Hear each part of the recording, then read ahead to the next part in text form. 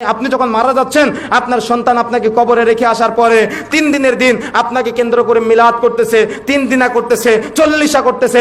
এগুলো হলো বিদআতের সর্বোচ্চ পর্যায়। আপনি হয়তো বলতে পারেন যে হুজুর এগুলো তো ভালো আমল, এগুলো তো ভালো কাজ, এগুলো তো ভালো কাজ, এগুলা কি জন্য করব না? আরে বিদআতের সংজ্ঞা মনে রাখার চেষ্টা করবেন, বিদআতের সংজ্ঞা মনে রাখার চেষ্টা করবেন।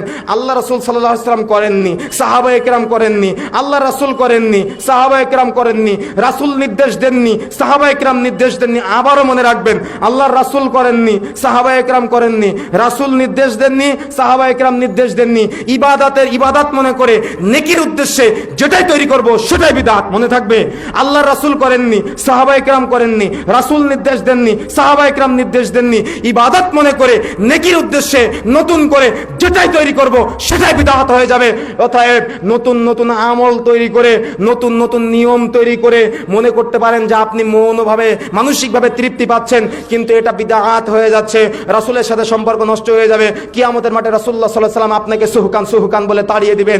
এজন্য আপনার পিতা মারা গিয়েছে, আপনার পিতা মারা গিয়েছে, আপনি কেন 3 দিনা করতে গেলেন, আপনি কেন 40 করতে গেলেন, আপনি মানুষকে খাওয়ায়ে আপনি আপনার পিতার রুহের মাগফিরাত কামনা করতে যাচ্ছেন?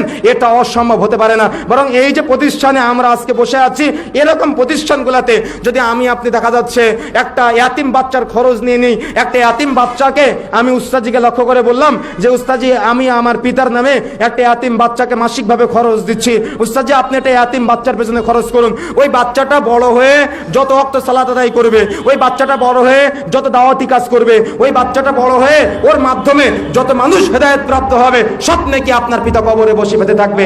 এইভাবে সাদাকায়ে জারিয়া করার চেষ্টা করুন, এভাবেই সাদাকায়ে জারিয়া করার চেষ্টা করুন।